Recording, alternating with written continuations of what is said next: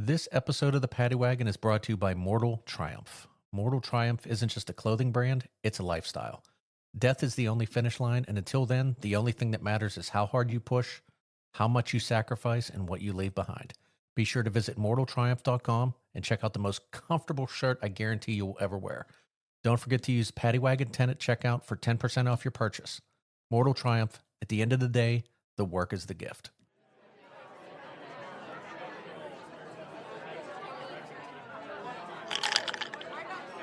Hey everybody, pull up a seat. I have just topped off my glass. Why don't you grab your favorite beverage and join me? This is the Paddy Wagon.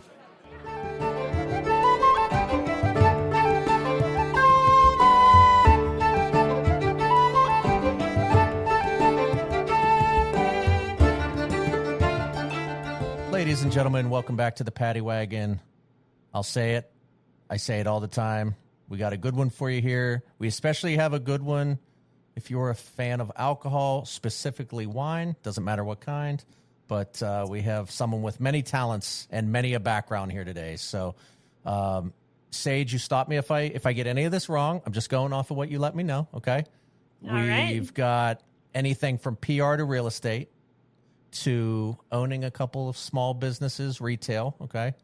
And now you've taken on the world of wine as a sommelier, which, by the way, is another fantastic word to say. I cannot imagine how many people butcher that one.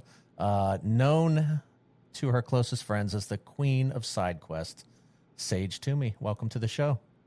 Thank you so much. Awesome. How are you doing Excited today? to be here. Good. Excited Excellent. to drink some wine, talk about some wine. You had me at wine. I was like, all right, this is the perfect person to come on the show. So normally I will mix it up. I do beer sometimes, but it kind of started off as Irish whiskey, bourbon, and things like that. But then I realized I like way too many drinks to kind of stay in that little niche, if you will. So, but yeah, no, you're joining me with hopefully a bottle. I don't know how much we'll get. I don't know how much we'll put down. What are you drinking tonight? This is going to be a Sauv Blanc Pinot Gris blend. Ooh, okay. This one's from Columbia Valley, which is in Washington State.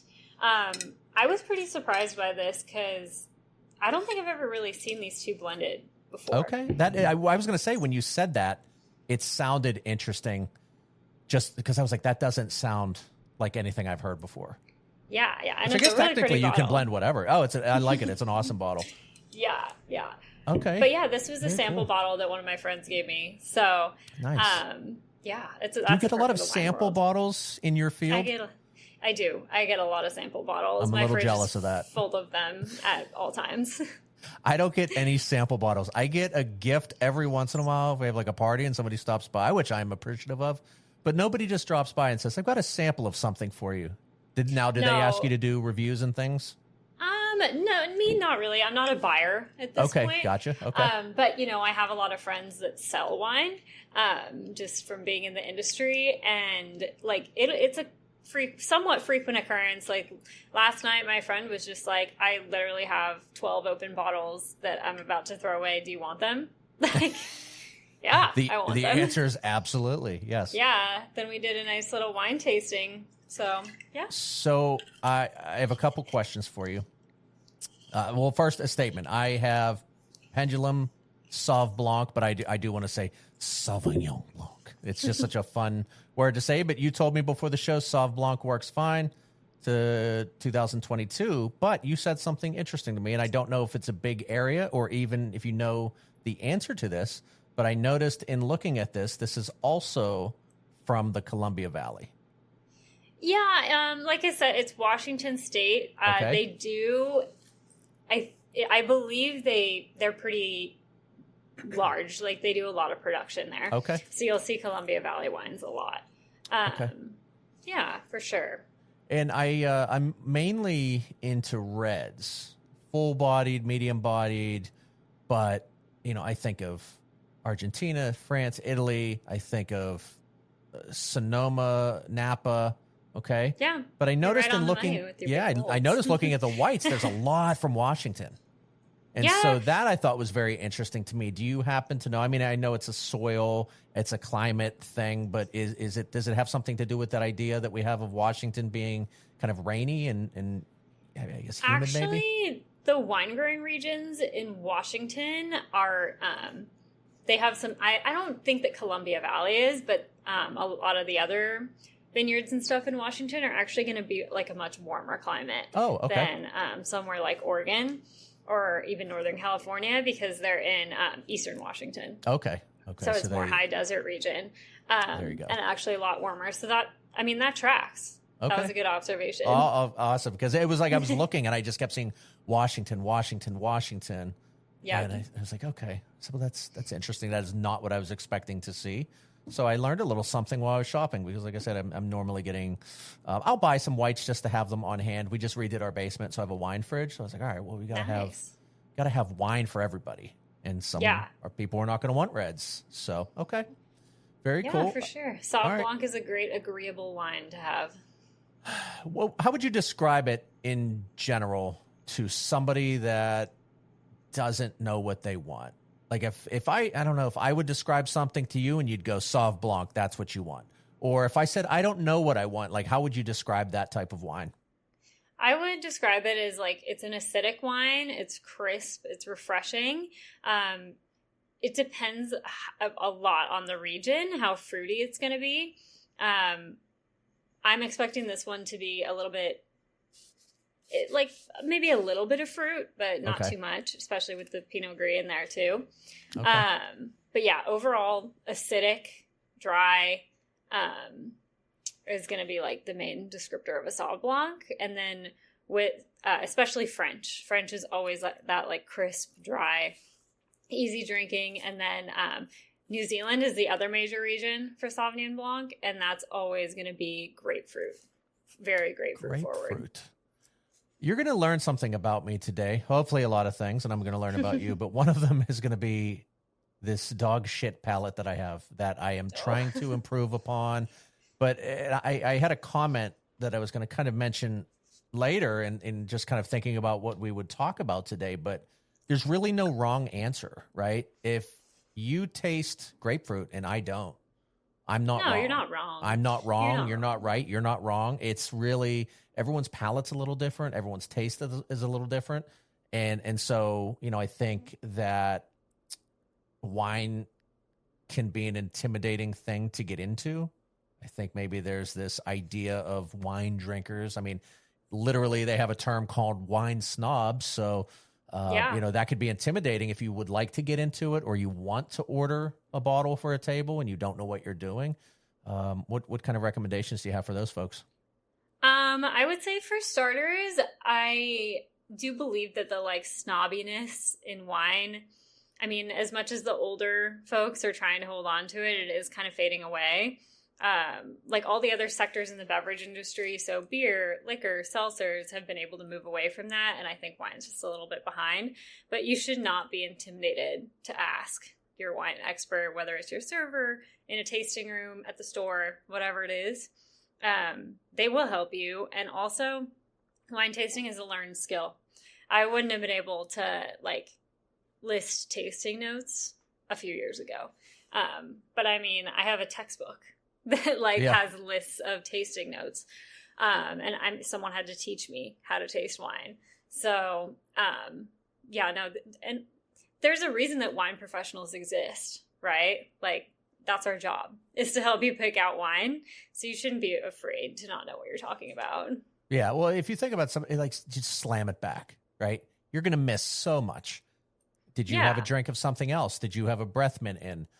You take a drink of wine, you're like, I'm not tasting. Are you getting a mint flavor? And you're like, yeah, that was what you had in your mouth beforehand. So, it's an interesting thing. I've been on quite a few tastings, and they're all unique. I've always found the use of the world to be very pleasant and engaging, and you communicate well, and there's a reason why you're good at your job. None of them have ever been standoffish. It's like, hey, listen, this is what I do for a living. Ask questions, please. Interrupt me. I cannot tell you how many times I've heard, please, if you have any questions, just, ask away. I'm here. I want to make sure I answer. whether it's the winemaking process or the growing of the grapes or the bottling or just the tasting. So I always thought it was kind of fun to do that. But, why don't you, because I've just opened my bottle as well, and you've got your bottle. I was thinking maybe you could kind of walk us through maybe starting with the selecting of the bottle to the opening and kind of what you're looking for, maybe smells and notes and just different things associated with drinking wine. I guess it's a high level view. For sure. Just wine 101. Can't get any better than that. Yeah. So the first thing you're going to want to do when you pour a glass is look at the color. Okay.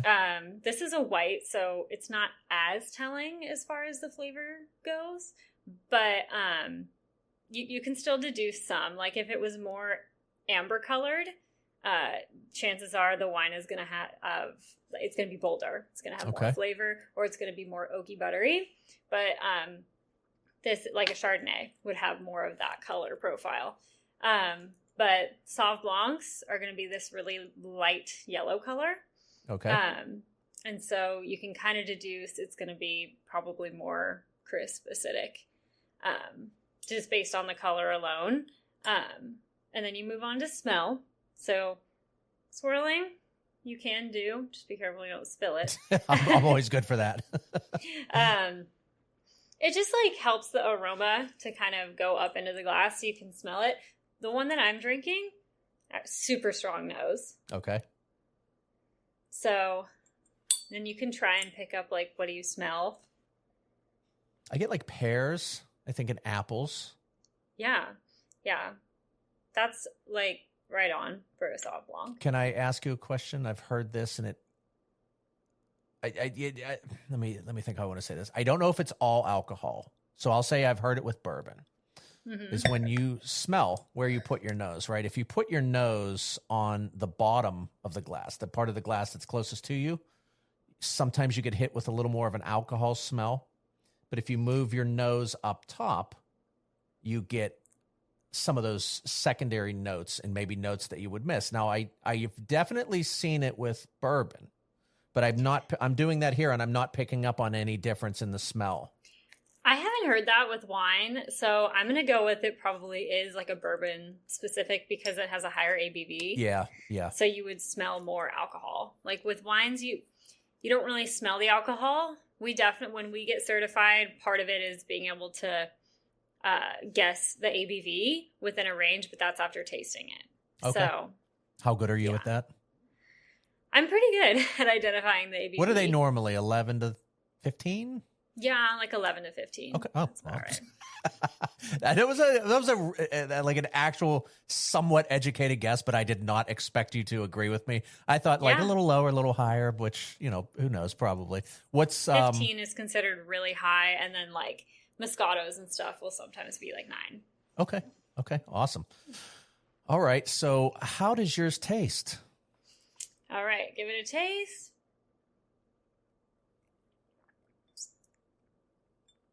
Yeah.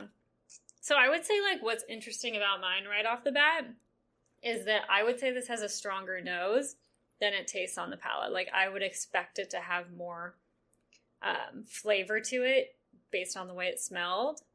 But that's not necessarily a disappointing thing. Yeah. Like sometimes light wines could be better. But yeah, the point of like smelling it and then drinking it is kind of making the comparison between like the nose and the palate. Yeah.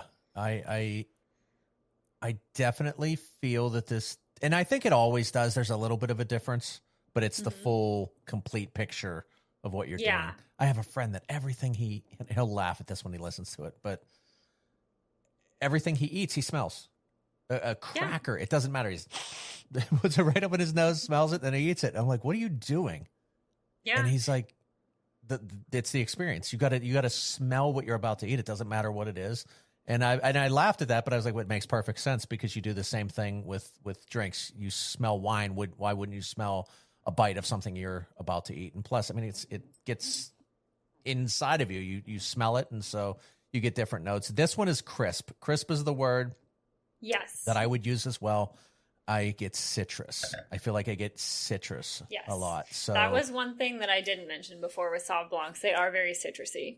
that's like one of the major things that they're known for. I'm not a grapefruit person, so I don't know if it tastes like grapefruit, but it definitely citrus, right? Grapefruit is citrus, I think. It is a citrus, but like with French, you're going to get more like lemon citrus than grapefruit citrus. It's so interesting because it literally sounds like alchemy to the layman. Yeah. And I totally get it. But grapes are the most sensitive fruit in the world, right? So where they're grown, what varietal they are, the soil, like all of that can make an impact on the flavor of the wine. But then there's also winemaking style, which has a huge impact too. Like maybe producers in France are just doing more things to get that like more lemon citrus flavor versus the people in New Zealand are trying to get that grapefruit. Yeah. So I live in Pittsburgh, about 3.5 hours from Niagara on the lake, where they grow grapes. They do ice wine up there, which not a huge fan, but I guess it's unique. It's very unique, but it's they make about 90% of the world's ice wine. It's got a nice microclimate. They grow fantastic grapes. The wines are comparable to, I would imagine, everywhere in the world. And I know that's a bold statement, but it's very true. And the reason I bring that up is because New York, the Finger Lakes, they grow wines there. And what I've noticed is that you will have the same grapes, but when you drink one of them, you're just like, this is not a Cab. This is not a Merlot. This is a completely different. You're lying to me. The label's wrong. Something is off.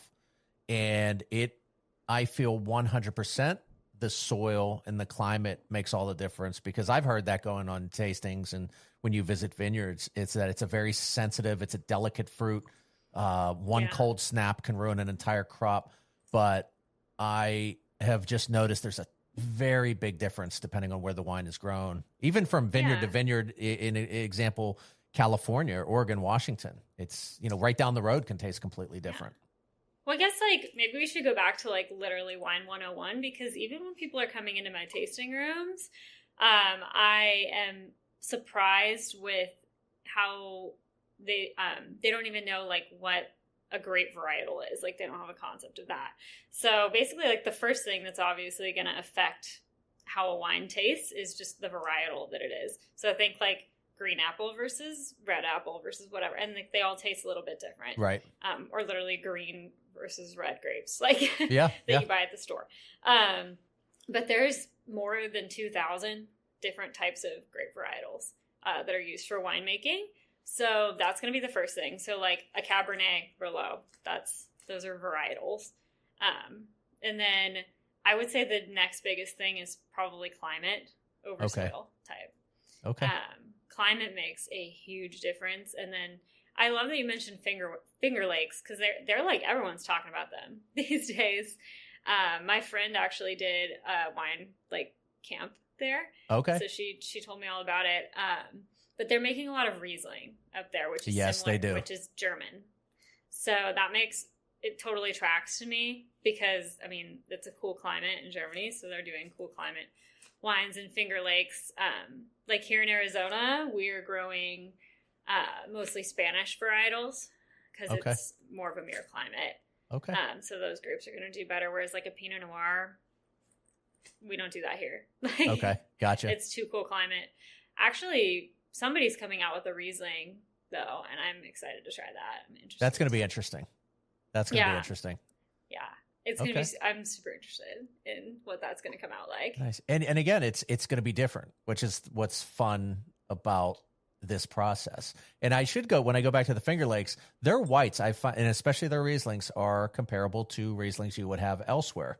But that red grape, and again, it's not a shot at the region, it's not a shot at the winemakers or anyone, but when you have an idea in your head of what this grape, this varietal should taste like, and then you taste it somewhere else, you're like, this flavor's off. There's something wrong with it. And it isn't that there's anything wrong with it. It is just this was not grown in the same region. But that's the reds I have a hard time with, because my brain is already, this is what it should taste like. But the whites are like Napa probably. Yeah, it is. I think more of a Napa, probably where I get a lot of my reds from. I will say that they have a grape that I see in New York. Now it's very sweet, which is not my favorite, but it's a Niagara grape, and it is one of the most refreshing drinks that you can have in the summer. It is just, you open a bottle and you drink it and you're like, wow, that is really, really good. Is it Gewürztraminer? Say that again? Is it Gewürztraminer? I do not know. Explain that to me. Gewürztraminer is just another grape varietal, but it's also German. So it's kind of similar to Riesling. Riesling is actually like a favorite grape for a lot of somms because it's varies so much. Like you can get the really sweet ones, really dry ones.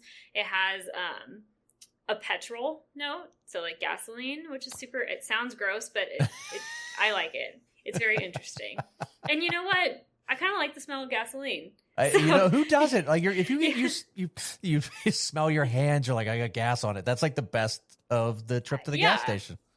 But you can actually get that in a wine, in a Riesling. But Gewürztraminer is similar. It doesn't have as much of a varied style, though. It's like you can get sweet versions and dry versions, but it's just it's similar. Yeah. Riesling. One of my favorite tastings was, the guy's like, all right, take a sip.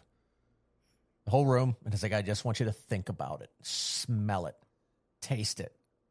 You're all gonna pick it up. I'm positive everyone's gonna agree on this. You may not know it until I say it, but you're gonna. So we all just go around and, we don't know. We're just like, yeah, I don't know. Pepper, who knows?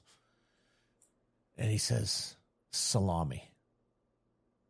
And I'm drinking this red wine, and I hear salami, and I'm like, what is he talking about? I drink it again, and I said, oh my gosh, it's totally salami. Now, when you think about salami, everyone goes meat, right? Meat and wine, and that's not it. It's the spices. It's the things that are in salami that you're picking up on, the pepper and the different spices. So it made sense. It was totally a salami smell and a little bit of a taste that you got, but it worked.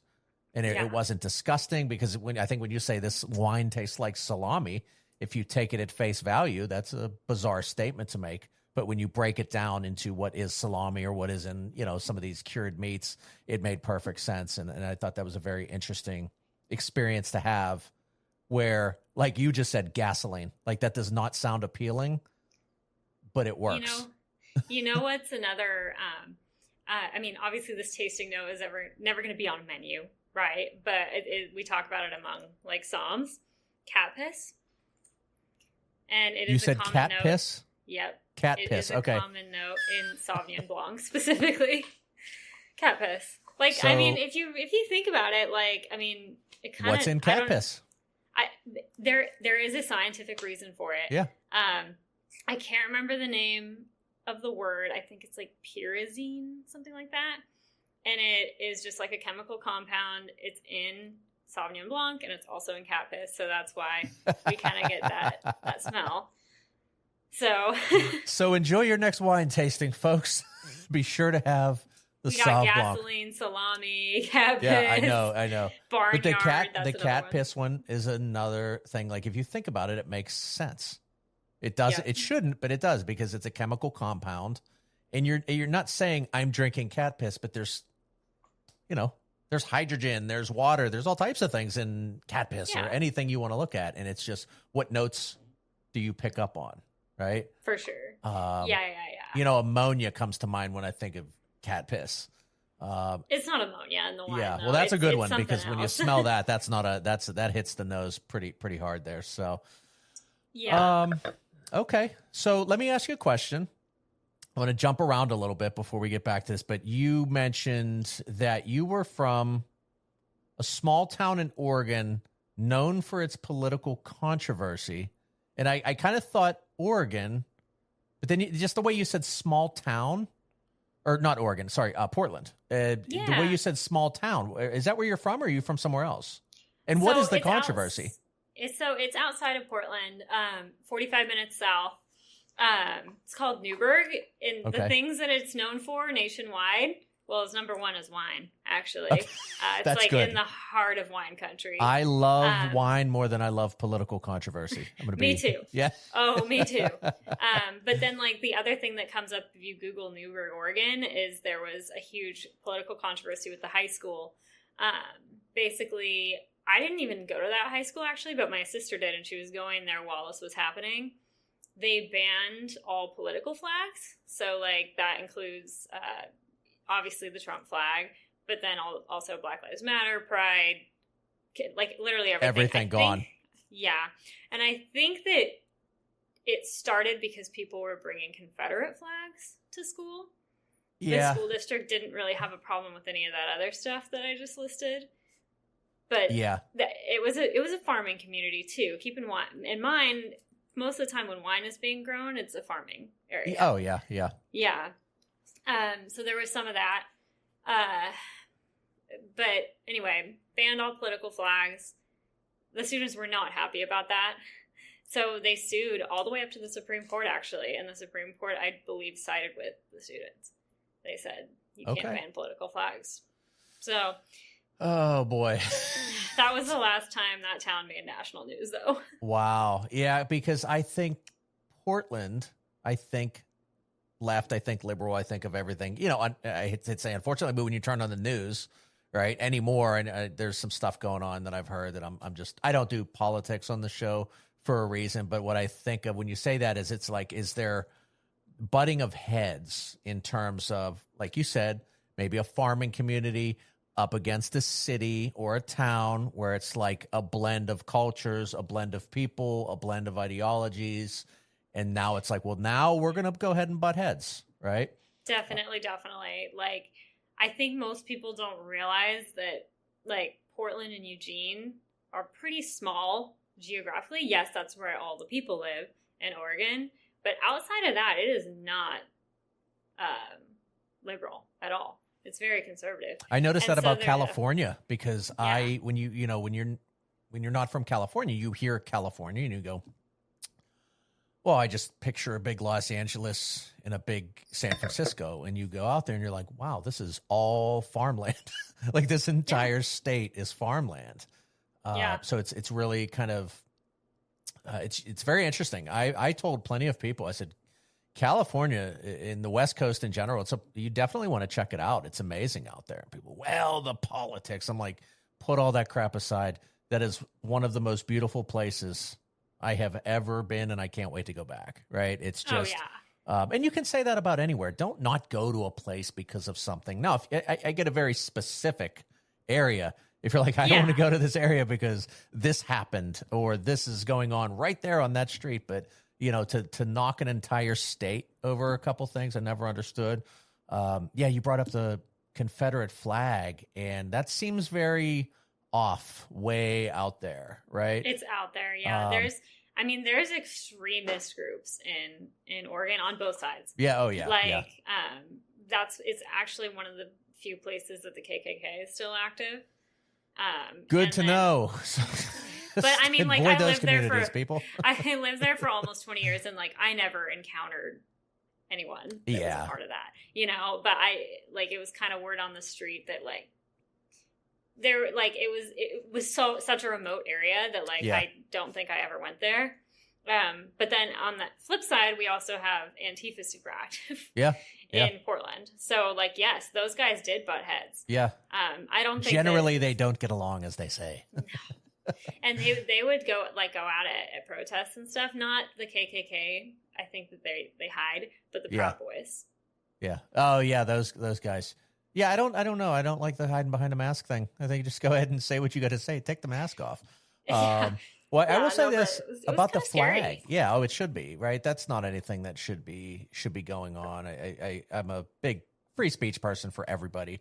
You brought up the Confederate flag, and I think that if somebody was from the South and they said, hey, this flag means something to me, and here's what it means, I'll hear you out. I may not agree with you. I could potentially agree with you depending on the words that are going to come out of your mouth. But if you're like, I'm from this area and this, and this, and I'm like, okay, go ahead. You have my ear.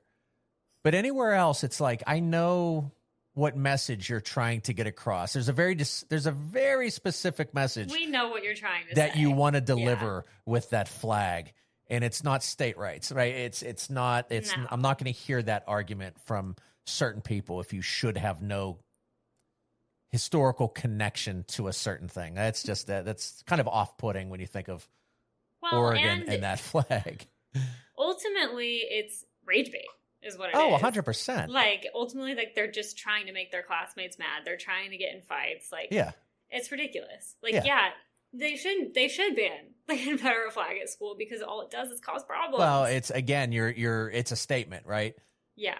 You're not like, well, you know what? I was thinking this federal government of ours, and you're like, no, that's not at all what you're saying. You're trying to intimidate people, and I don't like it, and you shouldn't do it. So, yeah, I don't think anyone should feel unsafe anywhere. So, okay, all right. So I wasn't far off, okay, because you did say small town, and I'm like, well, Portland's technically a city, but you wouldn't consider Portland itself a small town. You would say No. city. Newburgh has a population of like 25,000, I think. Oh, okay, gotcha. Okay, I've always wanted to check out Oregon. It's one of those places. First off, think of the Goonies every single time, but just I think the coastline and the visuals that I have in my head, where it's like I picture it's very beautiful. The Oregon coast is absolutely gorgeous, but it is like it's always rainy, right? Like you see, I'm in Pittsburgh. I know what rain is like. Yeah.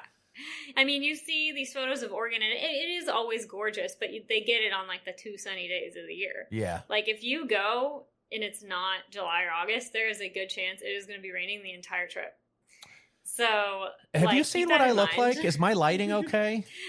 Because I'm going to be honest with you. I'm not a guy that gets along with the sun. I think I can deal with some clouds in the sky. I can deal with some rain. You know, my daughter's a cheerleader. It's October, it's right up almost October. I'm still putting on high amounts of sunscreen when I go to sit there and watch her cheer at her games at like 11 in the morning. And it's like people are like looking at me. I'm like, dude, look at me. I'm gonna burn if I sit out here for 30 minutes. So, all right, well, very cool. Yeah, I'll have to check out Oregon, and I've been to. No, I guess. Well, I've always said Phoenix, but so you went from Oregon to San Diego, and That's then right. kind of finally settled. Are we going to use the term settled? Is this your new? Yeah. Okay, good. Yeah, I'm not going anywhere. Okay, so San Diego is one of those places you hear about that you hear this is amazing. It's beautiful. It's 75 degrees all year round. But then you go to Scottsdale. So what kind of led you there? To San Diego, out of Oregon, and then into Scottsdale. San Diego, I was following my parents. Okay. So they moved out there, and I moved with them. And then what led me to Scottsdale was that San Diego was too expensive, and like I wasn't able to get jobs really. That like the job market was bad, so I couldn't get a job that I was going to make enough money to move out of my parents' house. Yeah. And so, or business or anything like that. Like the barrier to entry in San Diego is insane. Like I got my first job in wine here. I didn't have any wine experience. I had some serving experience. But I just emailed them and I got the job. Like Nice. There wasn't even a job posting. But I tried doing stuff like that in San Diego for like a year. And I just was never able to get anything good. But yeah, I like moved here and it was like instantly. Okay. Instantly changed. You like the desert? I do like the desert. Yeah. Yeah, I run cold. So. Okay. Yeah, I loved it out there. Like it was the first time we went from Phoenix, we went to Sedona, and it was just incredible seeing everything change because you think it's all desert. And I remember saying to my wife, I said, I bet they don't have a snow plow in this state. And somebody was like, you couldn't be more wrong. when you get to certain parts of this state, it's like a top 10 in snow in the country. And then we went to the Grand Canyon. There was 6 feet of snow at the Grand Canyon. They were using bobcats to plow snow out of the way. And I was like, this is not what my brain told me this was going to be. Like I pictured hot. I pictured desert.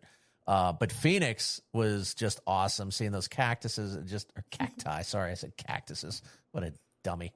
But no, just beautiful out there. I can totally see why somebody would go there and stay. Yeah.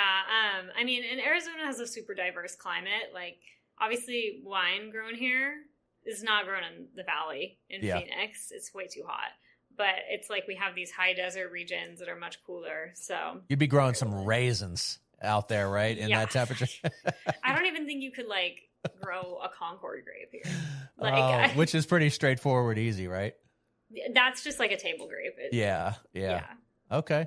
Well, I want to compliment you on something that you said. So I'm a recruiter.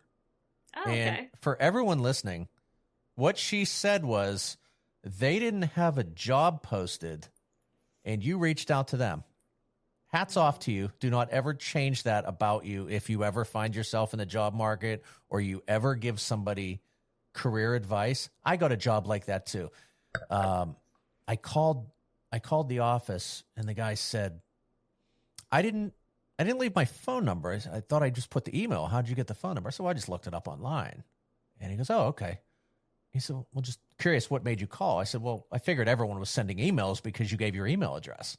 So I figured, why not just call and see if you had 10 minutes to talk? And the guy was like, I went and interviewed a couple times. And every time I went in, he goes, you're still the only person to pick up the phone and call. So think outside the box when you're thinking about jobs, careers, whatever it is. Do something different. Everyone's sending resumes to that email address listed. Just pick up a phone and call. Ask to talk with somebody. You would be amazed at what doing something different would get you. So hats off to you. I love the way you think. Love the way you think. Thank you. Yeah. I mean, that was the first job I had here. And then my current job now, I got just, again, well, kind of similar to that. I just walked in with a resume. Love it. And now it's like I'm kind of in this network, Arizona Wine, so it gets easier and easier, nice. As you start to know more people. I'm not here to drop off a resume. I'm here to get a job. Thanks for talking with me for a couple minutes. Like, I love that.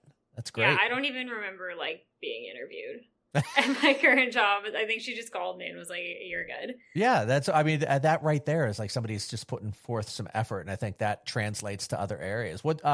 So right now, what type? Because you know, sommelier, I think it could be a wine bar, it could be a restaurant, it could be events. Like, what type of place do you work at? Yeah, so I work in a tasting room. So I work for a winery. Okay, awesome. We're producing wine in Arizona, and then I work at the tasting room here in Scottsdale.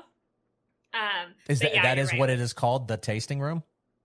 No, like our tasting room. It's called Aridus. Gotcha. Okay. Well, I'm sorry. What was it called? Aridus. So it's literally just dry, U.S. Aridus. I like that. Yeah. And people think it's a last name or something, but I'm like, no, it's just dry. Okay. I like that. It's a good name. Yeah. Especially for Arizona wine. Awesome. Yeah, but you're right. Like, if you have that wine certification, like I have, there's really infinite different kinds of jobs you can get with that. But I just really like being in the tasting rooms. It's like I get to share wine knowledge all day, connect with people, and it's pretty laid back as opposed to like a restaurant sommelier where, they're the ones that you see with like the suit that are like going from table to table, like pouring $2,000 bottles like that. And that's probably the idea that most people have in their heads of a sommelier. Yeah. But you can also with wine certifications go on to the winemaking side. Okay. And then that's more like science, also manual labor. Yeah, absolutely. Yeah. Yeah. We went to, when we were out in California, we went to this, and I wanted to go, what did you people do for a living before this? Because we went to this beautiful vineyard and they made Zinfandels, and they were just so good. And the family was so kind. And they were just like, yeah, my dad retired and we moved out here and we bought this and we decided to start a winery. And I said, okay, none of this looks like that is like to go all in on something would be an understatement. Like, it was such a beautiful operation that they had to where it was like, you didn't do a disservice to the wine industry. You came into this and you went full steam and you did it the right way.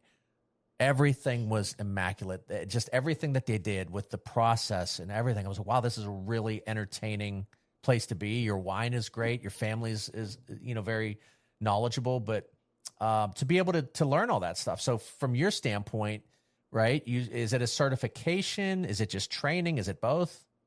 So there's a few different organizations that you can do wine certifications through. Obviously, the one that everybody knows by name is sommelier, like the Court of Master Somms. And I didn't go through that one, okay. Because they focus a lot, like you have the wine knowledge, which a lot of it is just what I like to call applied geography. Okay. Like you understand, like this place is associated with these grapes and this flavor, whatever. But Somm also focuses a lot on the like hospitality side of things. And that's great. But for me personally, I think that old style hospitality is kind of dying out. People actually prefer you to be more personable and casual, especially in that tasting room environment. So like that wasn't as important to me. So the one that I went through is WSET. Okay. Is what it's called. And I'm level 2 of 4. So okay. I'll be working on my level 3 and then 4. What's required for that? Is it like a length of time? Is it just more classes, or is it a little bit of everything? More classes. Okay. So WSET, I just skipped level 1. And then level 2, it was like a month-long course and then a standardized test. And this is like a PSA kind of for people looking for jobs or maybe in between jobs, don't know what to do, having a hard time getting hired as a server. If you have that WSET level 2 certification, which isn't really that hard to get, I think it was $750, or even if you just get level 1, which is like, it takes a day to do, it is really a standout for restaurant jobs. It pushes you right to the front. And you can make a lot of money in restaurants. I want passion. Like, that's the thing is like, when I talk with somebody, whether it be about wine, and I will tell you this, I will out myself here. When I went to Arizona, I was like, I got to stop past a smoke shop, right? There's, you can get edibles or something out here. And you go into one of these places. And what I've noticed about, I say winos, is that an acceptable term anymore? Winos, do people still say that? I mean, some people do. I don't. She's shaking her head no. She said, no, you pig, you savage. Okay, wine folks, people who love wine, wine lovers. Like the vape shops and the things like that. But when you go and you talk with people in these industries, there is a passion that comes out of you folks that is just, it's not, you don't see it anywhere else. Like you make people excited to have a glass of wine. And I agree with you with what you're saying. Like there is, yes, anyone can pass the test, right? It's a test. You can pass it. And if you do this and 3 and 4 are harder than 1 and 2, and we get all that, but you got to want to do it. And I love the fact that they're looking for more personable, because I think more people should drink wine. And I go back to the intimidation factor, where I think people are scared to say the wrong thing at a restaurant, or, hey, don't smell the cork, swirl it around. And it's just, people are just confused, and you just feel like you feel out of place. And people like you, especially with your personality, you make us feel welcome. You make us feel like we belong there, and you can take somebody that has no knowledge of anything and kind of create a hobby or a passion in them just by the way you speak about these things. So I think that's probably more important than anything. I mean, with any job, you got to love what you do, right? You can go get jobs, but if you love what you do, that's a real bonus. I think like for wine specifically, like the tasting rooms, the bottle shops, things like that, honestly, being personable is more important than the wine knowledge itself. Like, I almost see wine knowledge as like a tool, like almost like a tool for me to talk about, right? Like get the conversation going. Within the tasting room, you can always talk about wine, right? You can always tell them about wine, but I'm also happy to talk about your dog or your day. But it's kind of the same thing as like you mentioned, like smoke shops and dispensaries. Yeah. Like and I think it all boils down to the fact that like all of those places this is somewhere where people want to be. Yeah. So working in that place is usually easier. Like I could maybe count on, like, I've had like maybe 5 customer experiences where they left unhappy, in the past 2 years, compared to like, you know, you maybe don't want to be at the grocery store. You kind of have to be. Yeah. You're out of coffee, damn it. Yeah. No, it's true. And I assure you that those 5 unhappy customers were going to be unhappy with anybody, right? They were just they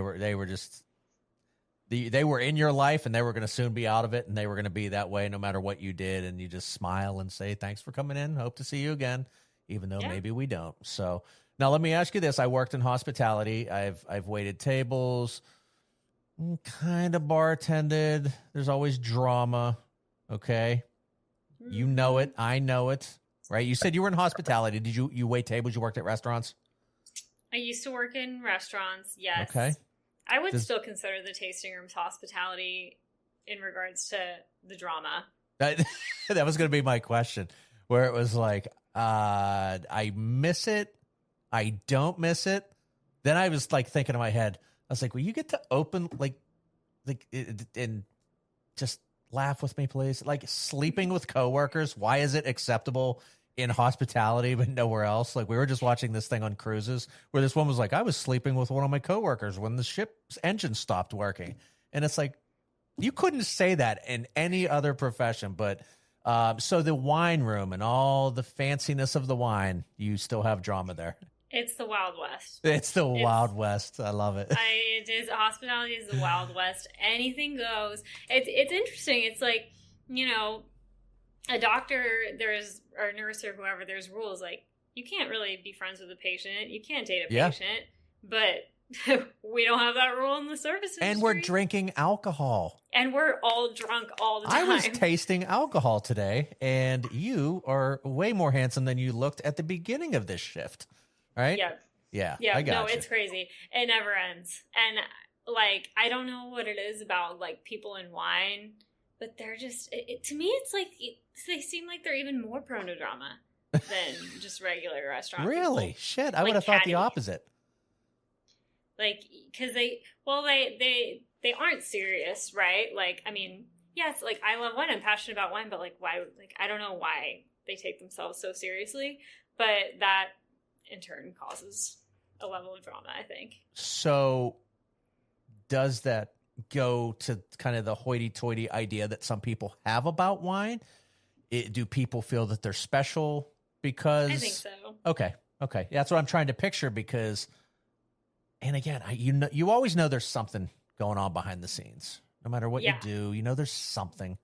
And, I've just always had such great experiences at wine tastings where it's like it feels like that is non-existent, but apparently I am way off.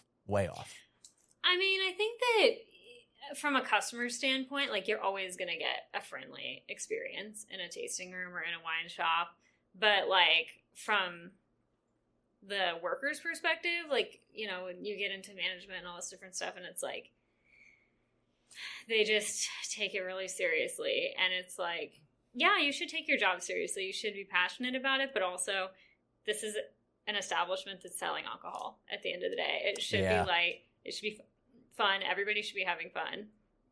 This is how sick I am. Like when I sit at a bar or I sit at like I almost, like I said, I weirdly miss the drama. And like, I remember once I was sitting, it was a bar, and you could tell something was going on. Something, and then there's me, only me. I'm like, hey, the fuck's going on back there? It's like, he's fighting. And then she just opened up, and I'm like, I wish I could sit down at any bar and just kind of get right back into the mix. And then, 45 minutes later, a lot of them. And I'm like, no, and that's unacceptable. She shouldn't be treating you like that. I can't believe she said that to you, your mother of all people. And it's just like, that's what I just, like I said, you get to interject yourself into it, and you want to be a part of it. But the drama never goes away no matter where you work. And what I was going to say that's kind of funny that I've worked in the Arizona wine scene for like about a year and a half. And so, and it's really a really small world.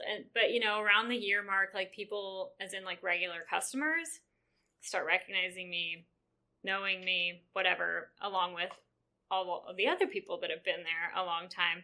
And it took me about 6 months later to realize they want to know our drama. Yeah. And they're invested in it. And we don't tell them, but like they'll ask. And like, I'm like, this is kind of like not weird. Like, I mean, I want them to have a good time and I want them to like us. But I'm like, why are you asking me about this right now? Yeah. Well, let me ask you a question because so you have locals. That's not what I meant to say. People like people that come in. What is the word I'm looking for? Regulars. Why did I want to say locals? It's like, yes, regulars. You have regulars that come in. Now, is your tasting room? I've been in tasting room where it's like you cannot buy a glass of wine in here. You can taste wine. How does that work? All of our tasting rooms here in Old Town, you can do by the glass. You can do flights. You can do bottles. Okay. Okay. Cool. All right. Because that's what I like. I want to go sit down and I want to talk with people and I want to drink, regardless of the drink. I'm a big bourbon guy. Love bourbon. Love wine. I think I just like alcohol. Is what I've figured out. There's something to everything you drink. There's a process. Alcohol doesn't make itself. It's a real art to be able to make a product that is palatable to the masses. You know, even if I don't want like this rum. That rum is good. It's just not my type of rum or whatever it is. So there's a real, there's a chemistry behind it. There's a science, there's a passion. And I really like when that comes out. But, I do agree with what you're saying, but I do have to clap back. At the people that come into my bar, my wine bar that only serves wine and are mad because they'll be like with other people. Oh, I only drink beer. And then you know what I say to them? I say, well, I think that the worst wine is better than the best beer. Oh, shit. You know what? So that tells me, one, you're not a beer person. Or you just like to fuck with people. Both. I'm like, but I just don't understand how you can be annoyed that we don't have beer. Okay. When it's a winery. I will tell you this. I'm going to clap back at your clap back. You don't have to clap back at me on that one. I will go to a bourbon bar or a cigar bar or a regular bar if I need a variety. I have never in my life went to a winery or a tasting room and thought of anything other than wine. Yep. That is crazy to me. That is absolutely insane. So you're telling me people come in and ask for a beer? They do. Or, well, we get a lot of requests for NA. Which, like, that maybe makes more sense. Non-alcoholic? Yeah, like a soda or lemonade. And we probably should have that. The last place I worked at did, but I kind of like just being like... No, I don't like... No, because it's such a... Because taste is such an important thing of what you do. Me having a Coke or me having a lemonade could potentially be the reason I don't buy one of your wines. That tastes like shit. No, the freaking ginger ale you had prior to drinking the wine is what kind of threw you off there. No, you can, if you need a Coke or you need a root beer, you can go somewhere else and get it. I'm with you. Yeah. It's a winery. Like maybe a glass of water. I will accept a glass of water and I will accept charcuterie. I will accept things like that completely we've got work. Food. How is the food? Oh, it's just basic charcuterie. Like, okay. Yeah. Still good though. But a fun fact about wineries, for tasting rooms, I've heard the easiest way for them to make money is to sell food. Which I don't know. I haven't fact-checked that, but I've heard it. Which is the opposite of restaurants, because the quickest way for them to make money is to sell booze and sell drinks. Yeah, so I don't know how that checks out. But yeah, it makes sense. It weirdly makes sense. Okay. It weirdly does make sense. I don't know, but yeah. Okay. Now, do you steer clear of the drama for the most part, or you're just right in the mix? Oh, I get wrapped up in it. You can only stay on the sidelines for so long. Oh shit! Well, you seem like you're involved in other people's drama. We don't have to. This is not a therapy session. We don't have to talk. I don't feel you're the root of any of the problems. Is that fair? Oh no, I've never done anything wrong. I say that. That's and all. If your coworkers are listening, she's perfect. She's never done anything wrong. Never once. Never once. Okay, so you host your own podcast as well. I do. Which hats off. Thank you. Yeah, hats off. Hats off to you too. Well, listen, mine, I can talk with a whole bunch of people but yours is very unique because you can dedicate an episode to a glass, to a bottle, to a certain grape, which I think there's a real talent to be able to stretch that into a half hour, an hour, 45 minutes or whatever it is, and actually have that dialogue with you and your co-host, which is just freaking incredible. We don't, because there are a lot of wine podcasts that do that will just talk about a grape for 45 minutes. But the reason we're called Secret Lives of Sommeliers is because that's what it's about. We'll talk about the wine for maybe 10 minutes. Yeah. That we're drinking, but we talk about our lives. It's the drama. I've heard the shit talking. I've heard a little bit of shit talking, but you do touch on the wines, and it's way more than most will ever, because it's just like, what are you drinking tonight? I'm having red. Oh yeah. Now we definitely dedicate some time to talk about the wine. But I think that kind of part of the mission with that is to catch a younger or a different audience that maybe doesn't care so much about the wine, but cares to hear our stories. Yeah. And also it's just, there's so much drama in the wine industry that the world needs to know. Yes. There's fucking drama everywhere. Why does it have to be like that? I don't know. So who came up with the idea? So walk me through how you met, how you came up with the idea. Was it your idea? Was it just like, hey, we have this love for this beautiful grape that turns into this beautiful liquid, and we drink it, and you get drunk drinking it? So how did it come to be? Yeah. So me and my co-host met at my last job. We were coworkers, and he kind of had stopped working there, but I just had this idea, kind of copying Secret Lives of Mormon Wives. I was like, we need Secret Lives of Sommeliers. This would go off, just because, I said, so much drama, so much to talk about. And then obviously the endless content that you can talk about with wine. And I was, just kind of at that point, asking around to my friends that were also somms. And trying to find someone that was interested. And then eventually it came up with my co-host, Jacob. And he was like, yeah, that sounds fun. Yeah. He's just, you both make it work, but there's just something about them that's just good. It's just there's an energy, and I love it. I love it so much. He has a very good presence. Yeah. Oh yeah. I mean, again, you both do, but he's awesome. He's awesome. And what's funny is I'm sitting there, I was going to say Jake. I'm like, I don't know if he goes by Jake. You can't just give somebody a nickname if they don't go by that. So, but yeah, no, I love your show. And I said it before. I mean, you do such a good job of touching on the wine, where people like me, it's like I burn my mouth with hot soup, and it's I just miss so many of those notes, and you guys just pick up on it, and you drink it again, and you almost need somebody to tell you sometimes. Did you pick up on pineapple? And then you're like, yeah, no, I can totally pick up on that pineapple now. That's great. I didn't think of that before. So how is the show going? I mean, do you seem like you love it? I mean, it's got to be. It's a passion project, is it not? Yeah, we love doing it.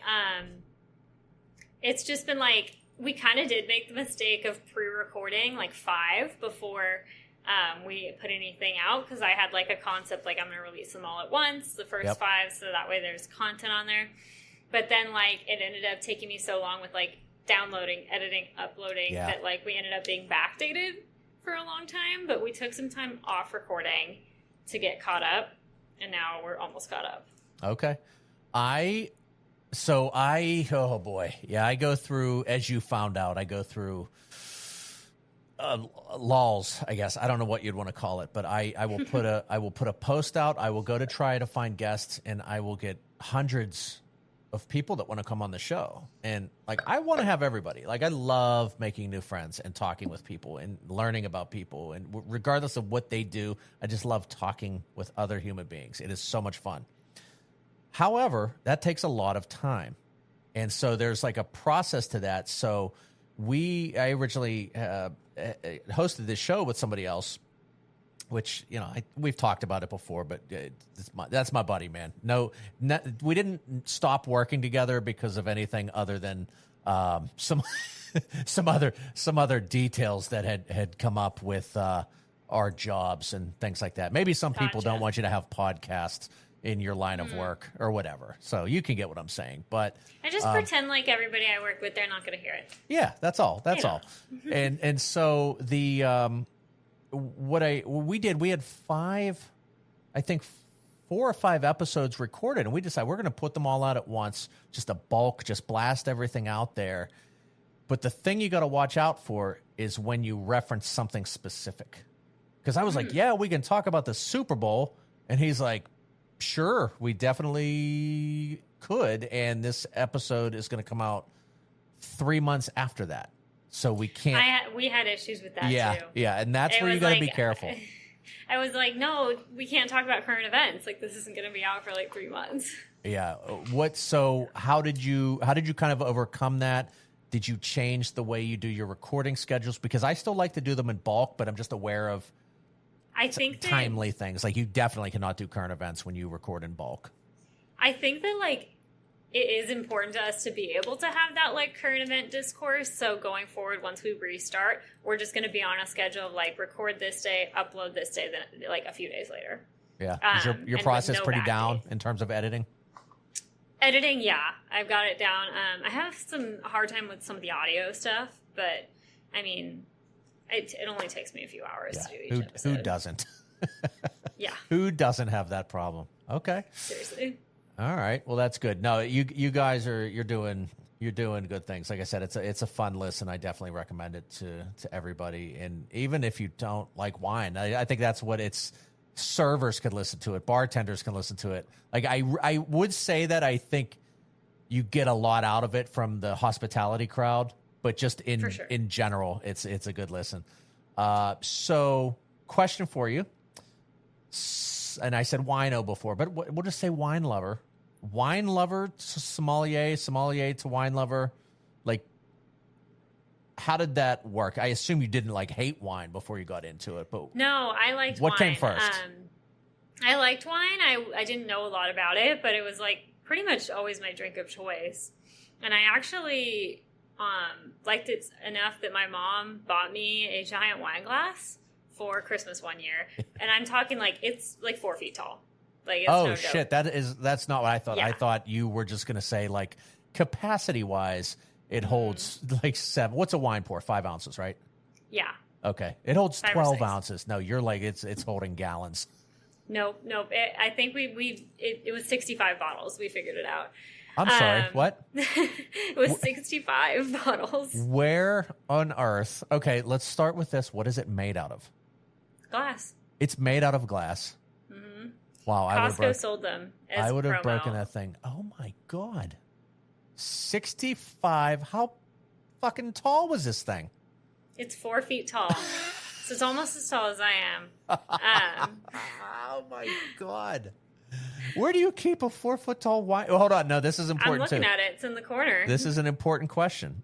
Red wine or white wine? For me? No. For the glass. Oh, it's had all different kinds in there. No, but if you were to look at it, right? So we've got like a white wine glass. Like the shape of the glass? Yes, the shape of the glass. It's really neither. Okay, it's just kind of like between. the size of it. It kind of like looks like one of those just like standard, like restaurant glasses. Oh my gosh! And have you ever filled it up with wine? No, but I filled it up with water. That's how we figured out it was 65 bottles, because we just refilled the bottle with water 65 times and dumped it in there. Oh my gosh! Yeah, so that's freaking crazy. Yeah, but anyway, I started making TikToks videos with that glass. And then I blew up a few times. So I would say that was like the first time I kind of like was making money off wine. Wow. I didn't get into, should I do TikTok? Yeah. Everybody should do TikTok. I'm so anti-TikTok because I'm anti-social media. And I'm really, it takes so much time to do that. But the TikTok is where everyone's like, I'm on Instagram. And TikTok is like, that's where you get the people following. TikTok is by far the easiest platform to blow up. Really? to like have your videos hitting, you know, a new audience. Okay. And it doesn't even matter how many followers you have. Like you can blow up with no followers. Okay, so here's a question I have for you, and I've noticed this with Instagram. I have noticed that followers don't lead to listeners, but it does seem like listeners will lead to followers, if that makes sense.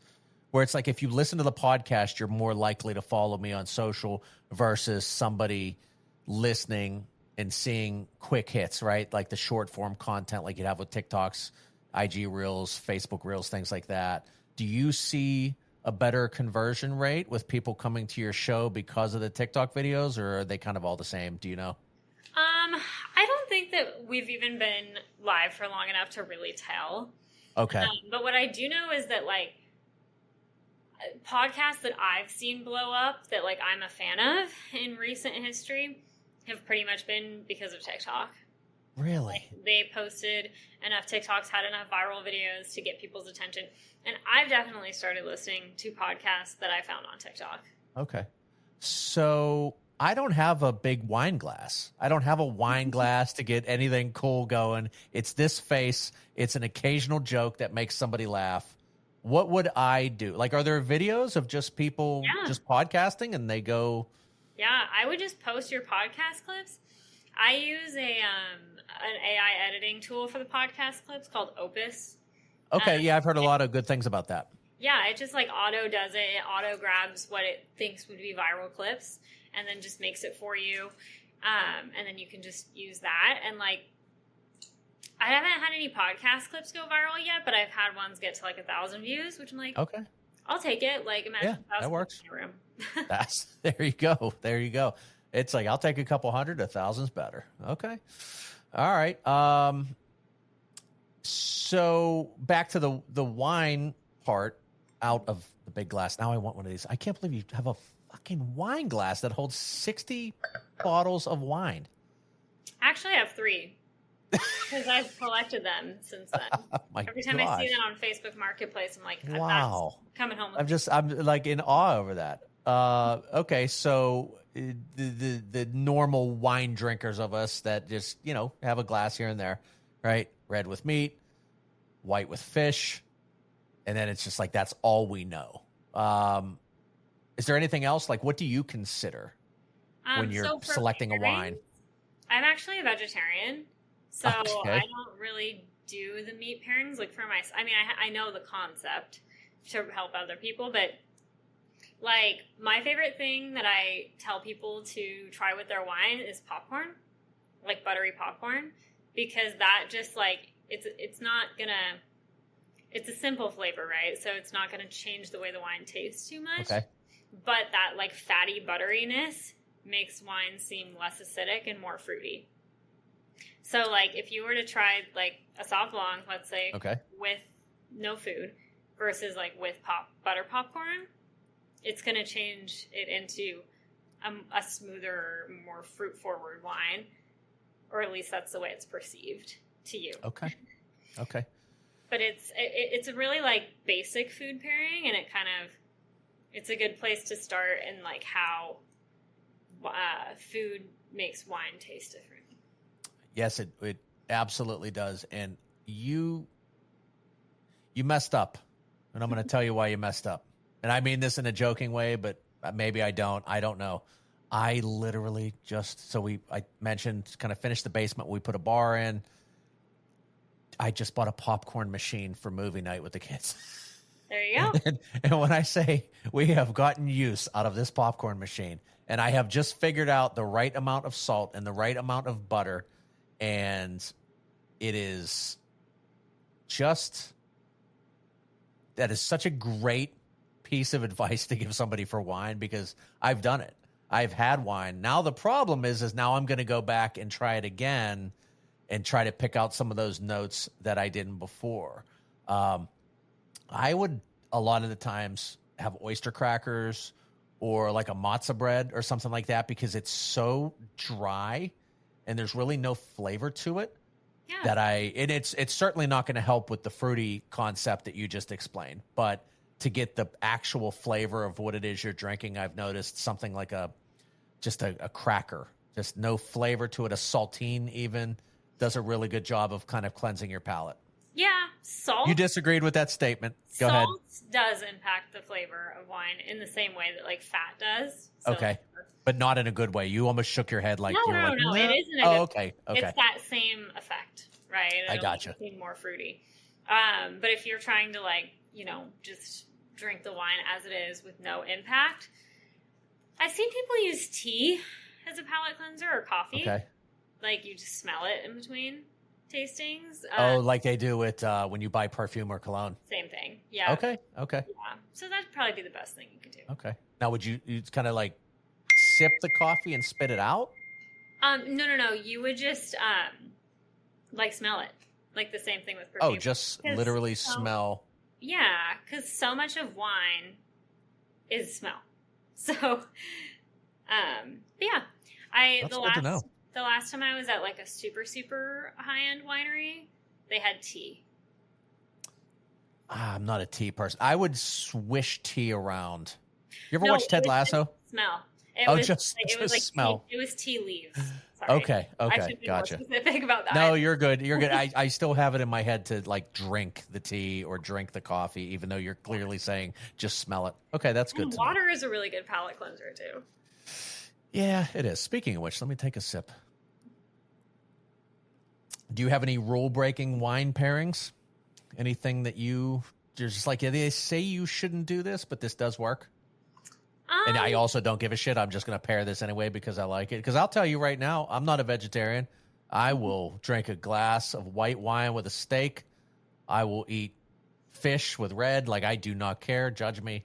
It's wrong. I mean, I'm not judging you. What I was going to say is, like, my answer is no because I don't really care. Like, most of what I eat on a day-to-day basis is, like Taco Bell and like Chipotle, like yeah. But I'm still drinking wine all the time, so I'm not really worried about like the okay. All right, good, like, good. I've been meaning to like at some point make a TikTok video that's like Taco Bell wine pairings because I mean I'm sure there are pairings to be made, but like I haven't really sat down and like took the time to really think that through. You literally just converted me to TikTok with Taco Bell wine pairings. Is the best thing I have ever heard in my life. Please. I can do it on the podcast too, I guess. Please do that. Oh gosh. I just want to know what goes with a Crunch Wrap or a Doritos Locos taco. That's all I need to know. And we're going to do that. All right. Well, that can be arranged. Oh my gosh. So one style of wine, one grape, one varietal. What are you picking? I kind of have to shout out Arizona wine on this one. I love Malvasia Bianca. Say that one more time. Malvasia Bianca. Sounds fancy. Okay, explain. I mean, all grapes are the same level of fancy. They're just a grape. It just sounds fancy. I like it. Yeah. What type of wine? Explain it to me if you could. It's white. It's so old that we don't know if it's Greek or Italian in origin. Really? But it is going to be a very perfumey wine. So a very strong smell, and it's very floral. But I like it a lot. I feel like it's unique. I think it makes great orange wines. Has anyone told you about orange wine? You have my attention at orange wine. Please go ahead. Basically, it's just the color. So okay. We take white wine grape and do the fermenting with skin. So the way that a red is typically made, right? The skin, and then it comes out orange. And usually there's more acidity. There's more body. Anyway, Malvasia makes great orange wines, makes great sparkling wines.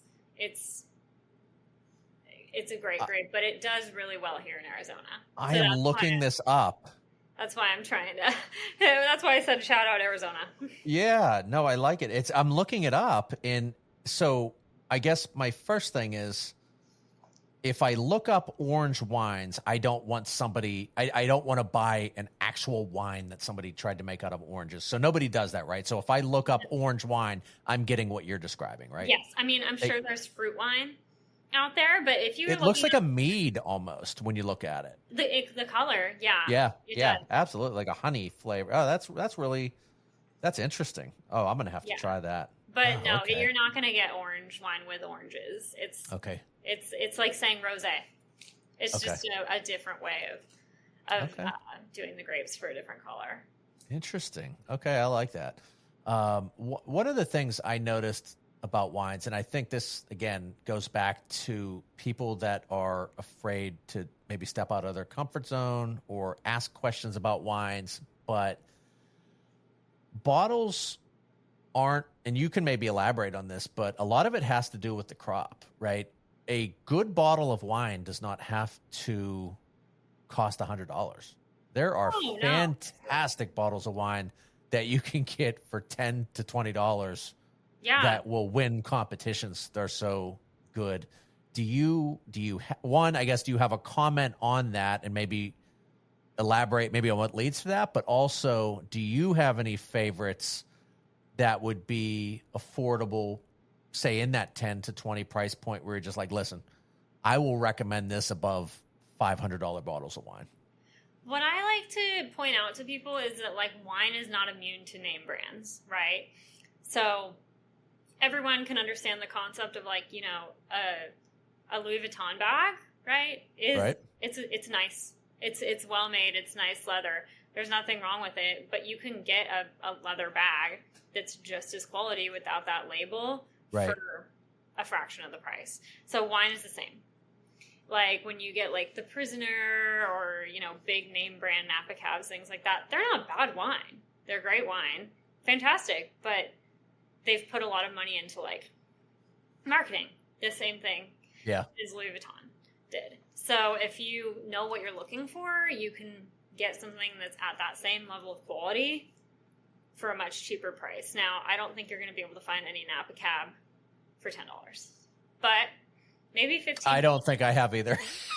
Maybe 15 to 25 range, because my next tip was going to be the Trader Joe's private labeling. So if you go in and you look for the like Diamond Reserve, whatever they call it, basically it's just their label. But it's the same wine that you're getting, because a lot of that happens in the wine industry too. Like some vineyards or winemakers don't sell their own wine. They only private label. So like that Trader Joe's might be sourcing from them. They might be sourcing from somebody that just had a surplus of wine or grapes or whatever it was. But you're getting really good stuff. Like every time I bought those Trader Joe's labeled wines, I've been impressed. Yeah, that's a thing that a lot of people don't know, and they do that with everything. They do that with bourbon. Sam's Club has a fantastic bourbon that you can buy for $18. Yeah. And my neighbor, shout out Darren, my man, got me hooked on this, and I said, just take a sip, take a taste. How much do you think this cost? And I'm drinking it, and I'm like, that's really good. I say, it's really good. I'm I don't know, 45, 65 a bottle. And he's just like, nope. Look at that. And I looked at it and it said Members Mark. And I look at the label further, and it's a distillery that makes another. So it's just like, wow, that's really interesting. But it's a really good bourbon, and they do that with wine too. Now, I've always looked at the back of the wine bottles, and I've had a thing, and I don't know if it's true, but I always want somebody that holds onto their own grapes. But like you said, you know, right? I'm not selling these grapes off. I'm going to grow these grapes. I'm going to bottle these grapes. I'm going to cellar these grapes. Some people, as you said, they're not bottling. They're just growing, and they're going to sell them off. What's your kind of go-to reasoning and logic when you look at a bottle? I don't really care if it's estate or not. That's what that term is. You're looking for estate grown. Okay. I honestly don't. Because, I've had some fantastic wines that aren't estate. I've had great wine. I just don't really think it makes a difference. Okay. And there's a lot of winemakers that are so small that they can't afford a vineyard, right? Yeah. So they just have to source their fruit. But the wine turns out fantastic because also they have more selection, right? Like they can go shop around, try these grapes, and like pick the ones. Very valid point. Yeah. Very valid point. But also like those smaller winemakers, they don't have as much money, so they're maybe more in for the passion of it versus the money that like a large scale producer would be. So I definitely wouldn't knock a wine that's not a estate grown. Okay. Definitely not. And then as far as a bottle goes, I mean, I remember having a hard time reading wine bottles before I knew, like, it's always going to be the winery, right? Is usually the biggest. And then you're looking for the grape. And then the region, usually. But sometimes with European bottles, it just lists the region. And you're supposed to be able to deduce what the grape is based on the region. Oh, really? I've noticed. Where did they do that a lot of places? Because I was looking at a couple bottles recently, and I was like, I don't know what this is. And it was the region. It wasn't the grape. Yeah. Like champagne is like the most obvious example. Yeah. A lot of people don't know that. Do you know that? Yeah. People were like, I thought it was all called champagne. You're like, no, that's sparkling wine. It has to be from that region of France to be champagne. But also cava is the Spanish version of that. It's pretty much, I mean, they'll use different grapes in cava a lot of the time than champagne. Same style, though. Like, you can get really good cavas for way less. So that's a tip. And then Prosecco, Italy. But America doesn't have anything. It's just sparkling wine. Yeah. Yeah, but, yeah, and then I was going to say, like, Chablis. That's Chardonnay. Like, is that a region? Yeah, that's a region. It's in France. Chablis. I was going to say, that sounds French. Yeah, Sancerre, Sauv Blanc. I could literally list them for hours now. Like, there's so many. Oh, man. See, now I'm going to have to add you to my phone, and I'm going to have to call you when I'm at the wine store going. Because in Pennsylvania, we have weird liquor laws. We have beer. Yeah, we have beer distributors.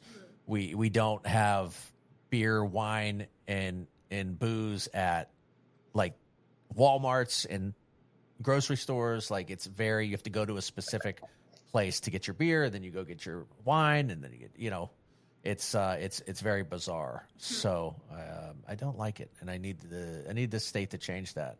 So if there's any politicians listening, please, for the love of God, you're killing me with the gas mileage and just trying to go to different places. Laws. Yeah, seriously, goodness. Okay, I have one for you. This is a fun question. Maybe you don't have to answer it. How much would you say on average, and you maybe don't know because it's not really a restaurant, but let's just say restaurant. How much would you say the average bottle of wine is marked up? I do know the answer. Oh, do you? Wow, okay. It is about 100%. Oh, my God. Which is the standard markup for everything. So, like... Is it really? Yeah, in retail. So if you buy it for 10, you sell it for 20. I think that's standard. But, I mean, it obviously depends on a lot of things. Like, if a winery is producing their own wines, then their cost is a lot lower. So their markup's probably higher per bottle or per glass. Okay. Because, I mean, it's just the chain of distribution. So, like, if my winery produces a bottle and let's say it costs them $5 to make, then we sell it to a distributor. It doubled, right? So then 10. And then the distributor sells it to the restaurant. And then they have to double it to 20. So it just keeps going. Oh, makes perfect sense. Yeah. Makes perfect sense. Okay. I mean, there really isn't an industry standard, but like if I was to give a ballpark, it's probably about 100%. Okay. And then this one I heard, I just need you to confirm, or I'm full of shit. I have heard that, and if I'm a guy that's cheap and I've been on dates, so it kind of made sense in my male brain. But I have heard that what most people do is when they look at the wine list, if you're not a wine person and you don't know what you're doing, you naturally kind of start at the bottom of the list and you work your way up. So you've got your cheaper wines at the bottom and you look at the wine, but you don't want to be the person that buys the cheapest bottle of wine. So you go up one or two and act fancy and then buy one of those two. But in reality, the bottom wine is a better wine. Is there any truth to that, or any kind of logic when they're putting menus together? It's not consistent. I mean, it's just one of those things where also better is subjective. Yeah. Right? Just to your preference. Like, I honestly tend to favor less expensive wines in a lot of cases. Like, I've had the opportunity to try some, like, couple $1,000 bottles, just like a little taste or whatever of like those big bold reds. I don't prefer them to like lighter reds and whites, which tend to be less expensive. Yeah. So I would just say, like, I don't really have a yes or no answer to your question. Okay. It's so subjective, but I will say there is a brand of wine called the second cheapest wine, which I think is a clever name. Oh, that's hysterical. Is it really? Yeah. Oh, God. They're getting a shout out. I'm buying that shit. Second cheapest one. Oh, my goodness. I like Camus. Camus, are you familiar with that? I am familiar with Camus. I would put it as also a name brand. Yeah, it's a name brand, but I enjoy it. Like, that's the thing. Yeah. Now, I will tell you that the person that bought it purchased it because an athlete came in before them, and they saw this person buy a few boxes, and then they said, what did they get? Oh, I want that. I want that. And they filled their wine cellar with it. Like an endless supply of money, they filled their wine cellar with it. And I had it, and I thought it was very good. But in terms of my palate, I couldn't compare it to a lot of other things. But it was good. I enjoyed it. But you do feel that's like pretty good markup on that one. A lot of name brand recognition with that. For sure. I mean, it's good. It's quality wine. Like, it's not saying that it's not. It's just like you could probably get something. Well, it's Napa, so that is hard to find. Less expensive Napa labels, because just slapping Napa on there, you already have some brand recognition. Yeah. Can people put Napa if it's not from Napa? Is there any like weird loophole where they can do that, or is there a law? I don't know if there's a law, but I don't think people are doing that. Okay, because that's shitty. Yeah. I mean, there is some, like, there's something called an AVA in the United States, so just like a federally recognized wine growing region. Okay. I know that we are not nearly as strict with bottle labeling policies as the European Union is. Okay. Like, there you, like, will get in big trouble if you write, like let's say you were to write, like, German champagne. And, like, people on bottles here, they'll write, like, California champagne, even though it's not technically correct. But at least they put the state. Yeah. Yeah. The Pinot Gris is a great example of, so it's technically, you're never supposed to call it Pinot Grigio unless it's actually from Italy, but a lot of American producers still do because they just don't care. I didn't know that. Yeah. So is that not the name of the grape then? Pinot Gris and Pinot Grigio are the same thing. So what's the name of the grape? Pinot. It's Pinot Gris or Pinot Grigio, depending on the region. Okay, so that's not a region thing. That's what I was asking. It wasn't one of those regions. Okay, gotcha. The name of the grape. So, yeah, but it's only supposed to have that O on the end if it's from Italy. But that's interesting. I never knew that. Now I'm learning. I like this. That's why I got to have you on more often. Yeah, you do. But America, like, doesn't really, like I was saying, like, they don't care as much as Europe. So, yeah. But I don't think that anyone's going to go as extreme as to lie about being a Napa wine. Yeah, I walk around, and again, I reference my taste buds, but like, seriously, when I go to look at wine, I look at everything, but I look at bottles. I look at the labels. If something makes me laugh, I'll buy it. Yeah. I've found so many good wines by not knowing what I'm looking for. Yeah. And I've actually found, like, every once in a while, you see certain bottles go on sale, $6-7. Like, you can't get anything for that price anymore. The frigging glass probably costs $5. And it's like, I'm just like, I'm going to buy it because it's so cheap. And it's either going to be absolute shit or it's going to be a drinkable, palatable wine that I'm going to go, I can't believe I got that. I win either way because I get to talk about it being the worst or the best. And even a bad wine, like you said it yourself, even a bad wine is better than the best beer.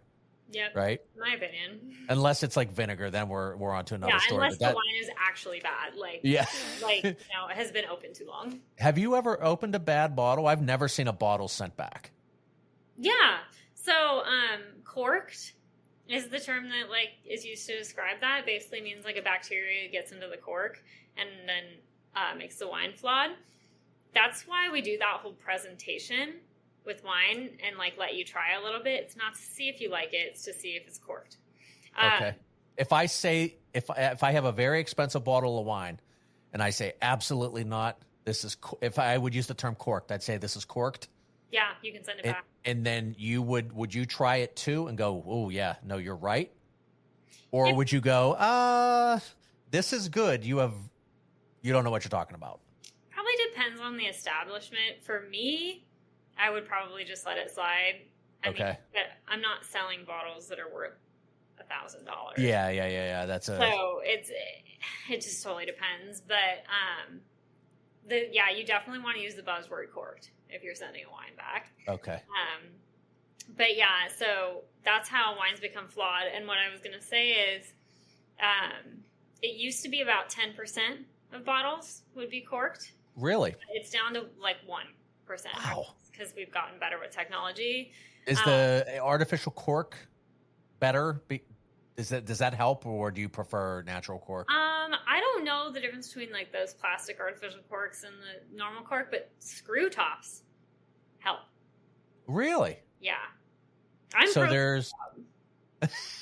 I've definitely bought screw tops, but I always kind of feel weird doing it. I mean, this one's screw top. So is that just like an old school thing that if it has a screw top, it must be shit wine? Yeah, that's just not true. Okay. That's good to know. They're ageable still too. Like it's just a urban legend. Oh, man, see, now I'm going to go buy a screw top. I'm going to buy one of those big jugs of table wine. You know what I'm talking about? Yeah, I'm going to get one of those. Yeah. Okay. So I don't know what I'm doing. I walk into a restaurant or I walk into where you're at. Like, just what's one thing you would give advice to just get somebody to just be confident in what they're about to do? I would say there's really maybe three things you need to figure out. Like, if you would just want to be able to like order wine at a restaurant, you need to pick between Chardonnay and Sauv Blanc, because those are your two whites. They're going to be on every list. So just go to like literally any wine tasting place and ask to try a Chardonnay and a Sauv Blanc, and ask to try a Pinot Noir and a Cabernet. Okay. And just pick your favorite white, pick your favorite red, or pick, if you like, which one you prefer out of those four, because pretty much every wine list is going to have those four options. Like, okay. That's what it boils down to. So, and then you don't have to worry. And then just drink them. See what you like. Just have fun. Yeah. All right. Awesome. Well, I'll tell you what, I think my glass, and actually at this point, pretty much my bottle is looking a little low. So I think it might be time to wrap it up. But, I definitely, wanted to thank you so much for coming on. It has been a joy speaking with you. You're awesome. Thank you Your for having podcast me. is great. You're very knowledgeable. And for all those listening, like I said, give it a try. If you already like wine, hopefully you picked something new out of this. But, Sage, I wanted to give you the opportunity to let all of your new fans know where they can find your podcast. If you care to name drop where they can find you, what you mentioned earlier, your tasting room, and just come out and see you, or anywhere else they can find you online. Yeah. You can find me on Instagram, Sage_Toomey. And then my podcast, Secret Lives of Sommeliers, every platform. Just search it up: Apple Podcast, Spotify, YouTube, everything. Have fun spelling sommelier, all you people. You can figure that one out on your own. And then, I work at Eridis, which is in Old Town Scottsdale, if you want to come say hi. Nice. Very cool. Well, I know that next time I'm in Arizona, I'm definitely going to stop out. And I'm going to see you, so you better be there, because I'll wait until I'll email you. But when we come out, because I think we're going to be making a Sedona trip, and I don't even think anyone flies into Sedona. I think everyone flies into Phoenix. I don't even know if there's an airport. Actually, there is that little airport out there, that real small one. One of the most famous airports in the country. It's a really cool. We went up and watched the sunset up there. So yeah, very cool. Very cool. All right. Well, hopefully you can taste some Arizona wine soon. Absolutely. All right. Well, it's been good talking with you, and we'll talk soon. Thanks everybody for stopping by.